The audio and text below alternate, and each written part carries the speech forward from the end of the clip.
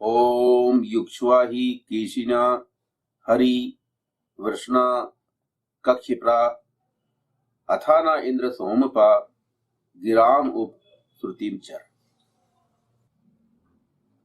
संयुक्त ही हो बालों वाले दो हरि शरीर वालों के साथ, वृषणों पुष्टांगों के साथ, और हे इंद्रियों को वश में करने वाले सोमपा, हमारी वाणी पर उपश्रुति पर आचरण करो।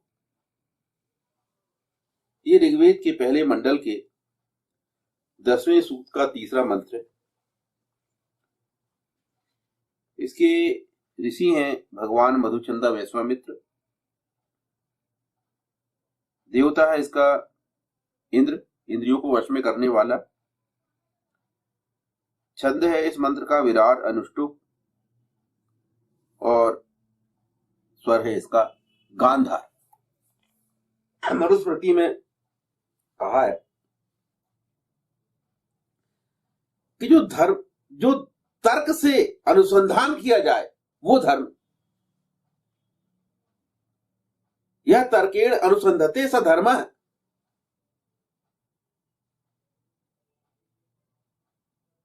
जिसका तर्क से अनुसंधान किया जा सके वो धर्म है। किस बात को मानते हो? तर्क आपको करना है, आपको अपनी बुद्धि पर भरोसा नहीं, अपने तर्क पर भरोसा नहीं। यहां अंधविश्वास वाली कोई बात है ही नहीं। फिर हमारे पास क्या वजह है, क्या कारण, हमारी उदासीनता का क्या कारण? वेद में कहीं भी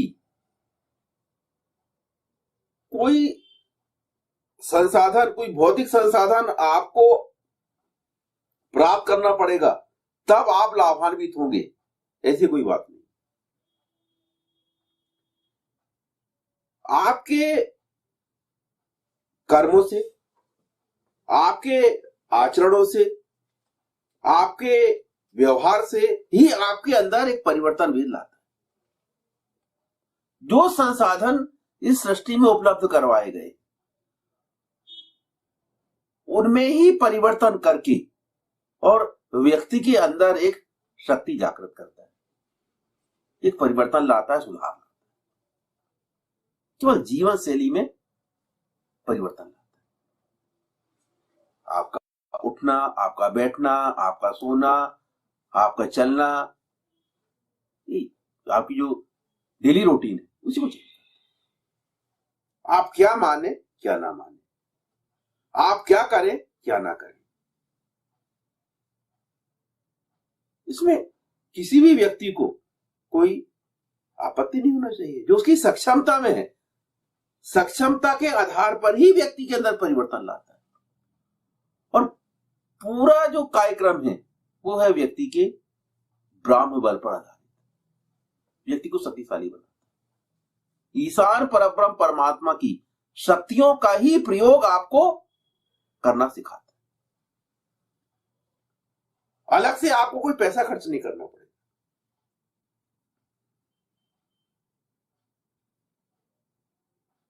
किंतु लोगों को अपनी जीवन शैली में यह परिवर्तन स्वीकार्य नहीं, अपने हित के लिए भी स्वीकार्य नहीं।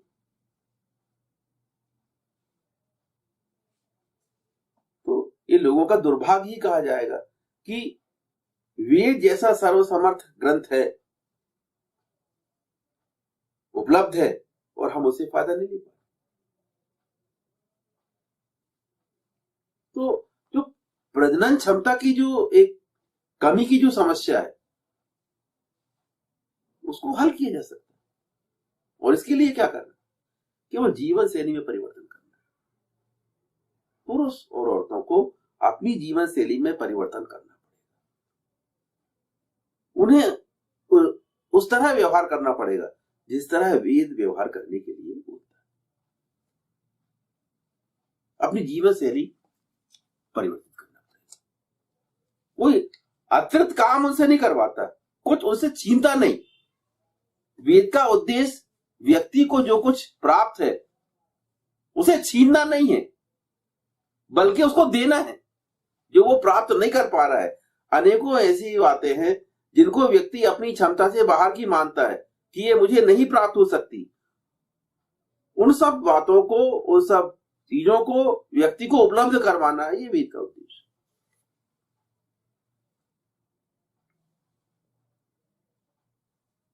शारीरिक सक्षमता के उपरांत मानसिक सक्षमता भी आवश्यक है। अतः प्रजनन कर्म, दाम्पत्य कर्म, मिथुन कर्म के लिए उसके जनहितकारी स्वरूप का संस्थापन होना अनिवार्य है। एक मानसिकता, मानसिक परिवर्तन, ये वेद की प्रमुख विशेषता है। वेद एक मानसिक परिवर्तन लाता है। अथ सौम्य है, सोमो रेतो धाहा, मिथुनेव रेतो दधाति का पिछल कर संहिता 46:2 का मानसिक रूप से संस्थापन आवश्यक। प्रजनन कर्म को एक उपासना में कन्वर्ट करता है।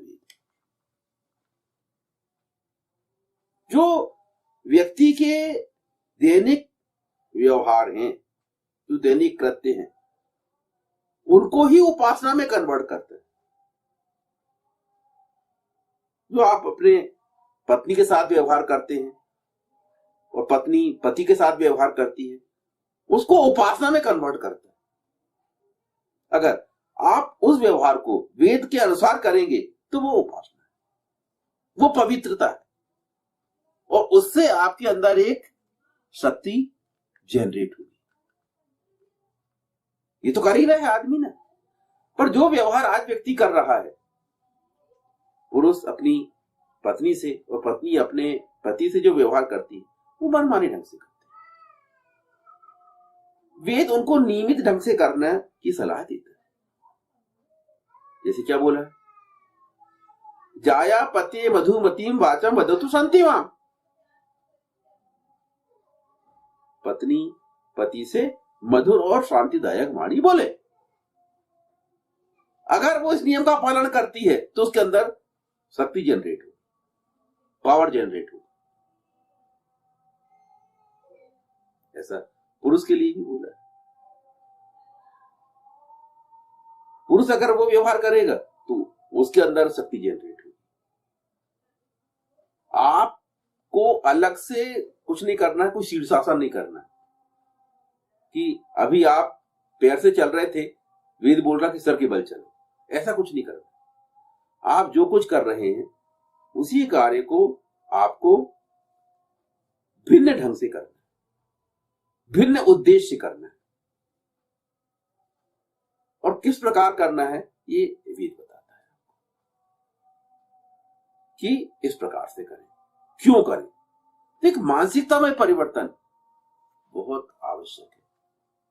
अभी जो व्यक्ति सेक्स करता है वो एक अपराध भावना के अंतर्गत करता है, छुपकर करता है, खुलकर नहीं कर पाता। ऐसा लगता है कि वो कोई ऐसा कार्य कर रहा है जो कि अवैध है, क्योंकि इस विषय को लेकर समाज की जो मान्यताएं हैं वे व्यवहारिक नहीं।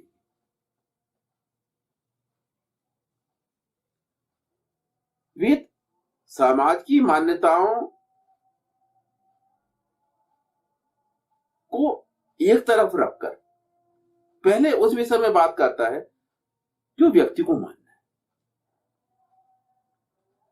क्योंकि व्यक्ति मानेगा तो समाज अपने आप बदलेगा। समाज व्यक्तियों से मिलकर बनता है। हम लोग जो व्यवहार पद्धति को अपनाए हुए हैं उसमें से अनेकों बातें हमने समाज से ली। इसलिए हम क्या चाहते हैं कि पहले समाज में परिवर्तन हो। समाज में परिवर्तन होगा, समाज अपनी मान्यताएं बदलेगा तो मैं भी अपनी मान्यता बदल दूंगा। बस यही है सबसे बड़ा अंतर। वेद का क्या दृष्टिकोण है। वेद कहता है कि आप अपनी मान्यता बदले, क्योंकि आप अपने जीवन में आपको क्या करना है क्या नहीं करना है उसके लिए आप स्वतंत्र हैं। प्रत्येक व्यक्ति को अपनी मान्यता को बदलना है। अगर व्यक्ति अपनी मानसिकता को बदलेगा तो उससे वो लाभान्वित होना शुरू हो जाएगा। ईशान परब्रह्म परमात्मा का प्रत्येक व्यक्ति से डायरेक्ट संबंध है। ईशान से जो कुछ भी ग्रहण करना है ये प्रत्येक व्यक्ति को ग्रहण करना है, ये निर्णय प्रत्येक व्यक्ति को लेना है। इसमें समाज कहीं बीच में नहीं आ रहा है। अभी आपको जो भी शुरुआत करनी है वो अपने स्तर पर करनी है। प्रत्येक व्यक्ति को अपनी मान्यता बदलने का पूरा पूरा अधिकार है। जो कार्य हम अभी जिस उद्देश्य से कर रहे हैं या जिस प्रकार से कर रहे हैं उसमें ही हमें संशोधन करना है, उसमें ही परिवर्तन करना है, और वही कार्य हमारा उपासना हो जाएगी, ईशान की उपासना हो जाएगी, और वही कार्य हमें पे करना शुरू कर देगा। सृष्टि के नियम उनका अगर पालन किया जाएगा तो उन नियमों का प्रतिफल आपको तत्काल मिलना शुरू हो जाएगा, और यह निर्णय प्रत्येक व्यक्ति को स्वयं लेना है। अगर प्रत्येक व्यक्ति अपना निर्णय स्वयं लेते हुए अपने अंदर परिवर्तन ले आता है तो समाज ऑटोमेटिकली बदल जाएगा। और हम लोग समाज के बदलने की परवाह करते हैं, हम समाज के बदलने की रास्ता देखते हैं कि पहले सामाजिक मान्यताएं बदलें। सामाजिक मान्यताएं कभी पहले नहीं बदलती, पहले व्यक्ति को अपने आप को बदलना पड़ता है। सामाजिक मान्यताएं तब बदलती हैं जब कोई शक्तिशाली व्यक्ति जो समाज का नेतृत्व करता हो वो जनहित में मान्यताओं को बदलने का प्रयास करे। उसके लिए वैसे लीडर्स चाहिए, वैसे नायक चाहिए, तब सामाजिक परिवर्तन पहले आएगा और उससे प्रभावित होकर आम आदमी अपने अंदर परिवर्तन लाएगा।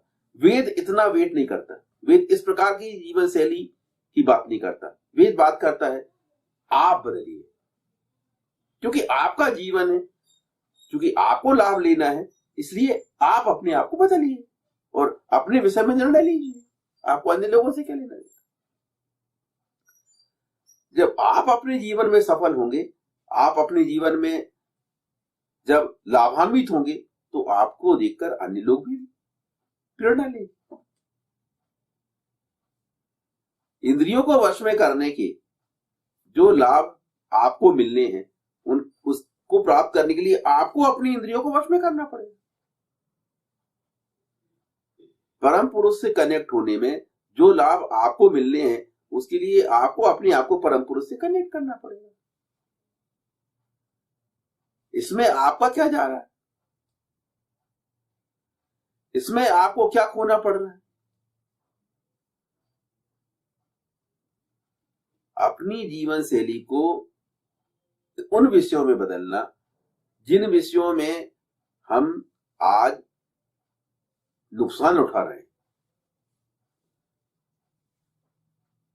हमें हानि हो रही है, हम समस्याओं में ग्रस्त हो रहे हैं, उन विषयों में व्यक्ति को अपने अंदर परिवर्तन क्यों नहीं लाना चाहिए? जरूर लाना चाहिए। यही तो आंदोलन है वेद का। ईशान परब्रह्म परमात्मा और वेद प्रत्येक व्यक्ति से बात करता है स्वयं। आपको अपने आप को बदलना है, आपको अन्य लोगों की रास्ता नहीं देखनी। और जब आप अपने आप को बदलेंगे और लाभान्वित होंगे तो बस यही उद्देश्य है, आप लाभान्वित हो। अगर आपको देखकर अन्य लोग लाभान्वित होना चाहते हैं तो हो, ना होना चाहते ना हो, ये उनको तय करना है। ये सब कुछ ये अन्य लोग तय करेंगे।